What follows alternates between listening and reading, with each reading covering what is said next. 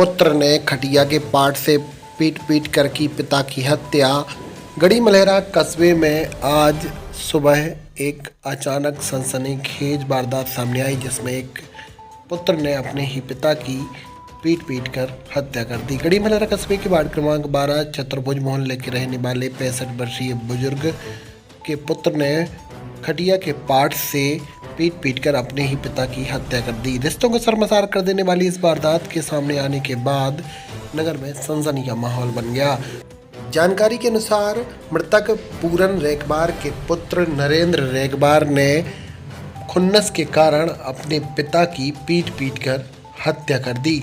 इस पूरी घटना की जानकारी तब लगी जब छोटे बेटे भगवान चरण रेगबार ने आरोपी नरेंद्र को पिता की टैक्सी लिए हुए देखा।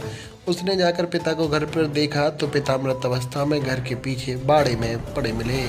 पुलिस को उसने तुरंत ही सूचना दी। पुलिस ने राउंड अप करके आरोपी को लुगासी रोड से गिरफ्तार करने में सफलता अर्जित की है। घटना की सूचना पर तुरंत ही एसडीओपी चंचलेश मरकाम एवं डॉग स्क्वाड और एफएसएल की टीम घटनास्थल पर पहुंची। गढ़ी मलहरा थाना पुलिस ने पूरे मामले में मर्ग कायम करके घटना की विवेचना प्रारंभ कर दी है। आरोपी के विरुद्ध गढ़ी मलहरा में हत्या की धाराओं में मुकदमा दर्ज किया गया। जानकारी के अनुसार आरोपी पूर्व में भी एक हत्या की वारदात को अंजाम दिया था, जिसमें वह सजा काटकर 15 अगस्त को ही जेल से रिहा हुआ था। इसके बाद से वह लगातार किसी वारदात को करने की फिराक में था और उसने अपने ही पिता की खटिया के पाट से पीट कर हत्या कर दी। इस पूरे मामले में मृतक के छोटे बेटे का क्या कहना है, आइए आपको सुनाते हैं। जो अभी आज इस तरीके की घटना हो गई, वो कौन थे आपके? वो हमारे पिताजी। आपके क्या नाम है? भगवान चरण रेगबार। अच्छा, क्या घटना हो गई आज रात? घटना ये हो गई कि हम तो रहते थे वार्ड नंबर 11 में काली माई मोहल्ला में, और जो हमारे पिताश्री हैं वो रहते थे वार्ड नंबर 12 चतुर्भुज मोहल्ला में। तो हमारा भाई है जो 302 का केस पहले इनने किया था 2007 में।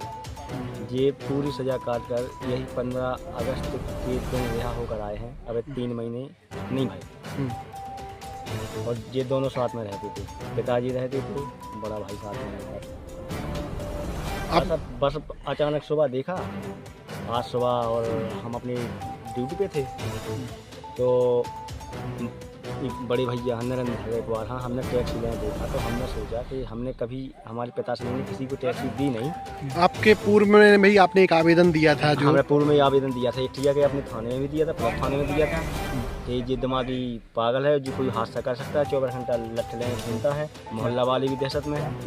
और एक हमने एसपी साहब को काम दोबारा भिजवाया था, तो उसको भी हमारे पास पावती है। कोई कार्रवाई नहीं की थी पुलिस ने? कोई कार्रवाई नहीं। पहले भी ये लठ लेके घूम 24 घंटा लठ लेके पूरा मोहल्ला गवाए, पूरा मोहल्ला गवाए, लठ लेके 24 घंटा घूमता था वो। तो सुबह हमने देखा तो ये टैक्सी लें और जूनियर स्कूल के सामने दिखा हमें, तो हम सफाई के टैंक ले हुए थे।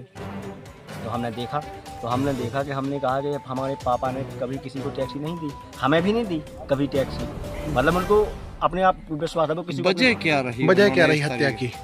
हत्या की वजह क्या रही? कदम हत्या की वजह का कोई मतलब नहीं है, इनका कोई पता ही नहीं है।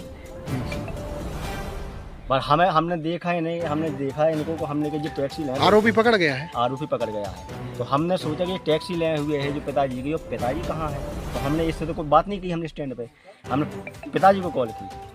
जब हमने 10 देर कॉल की। आरोपी के जो हाँ, 7 बच्चे, उसके कोई बच्चे वगैरह, शादी वगैरह? एक लड़की है, शादी जो मुलजिम है। हाँ। उसकी एक बच्ची है 17-18 साल की।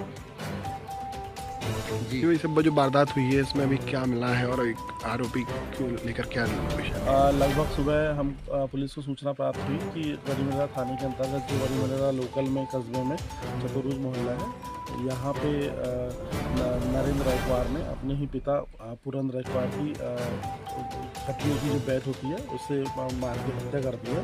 तो प्राथमिक जांच में हम लोगों ने पहले तो आरोपी गिरफ्तार कर लिया है। आरोपी पूर्व में भी एक 302 की हत्या के अपराध में जेल काट के आ चुका है और आतन अपराधी है, कुछ और भी अपराध उसके ऊपर है। और इसी संदर्भ में फिर पुलिस अधीक्षक महोदय के निर्देशन में हम लोगों ने यहाँ पे टीम आई हुई है, FSL अधिकारी आए हुए हैं, डॉग स्क्वाड टीम वगैरह आई हुई है। अभी इसकी हम जांच पड़ताल कर रहे हैं और जल्दी से जल्दी उसमें हम प्रयास करेंगे कि आरोपी को जेल में भेजें। जी सर, वजह क्या रही सर? अभी प्राथमिक पूछताछ में जो आरोपी है उसका कहना है कि बाप ने अपने उनके साथ जो है दूसरा व्यवहार किया है, तो बचपन से ही उसके साथ बातचीत करना और सही व्यवहार न करना।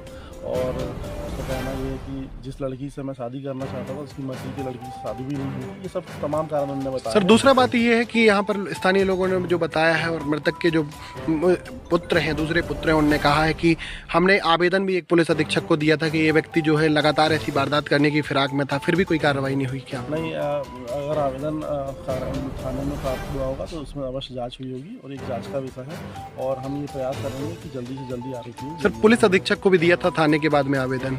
हाँ, वो मार्क होकर थाना प्रभारी महोदय को प्राप्त हुआ होगा तो हम उसकी जांच का विषय में जांच करवाएंगे।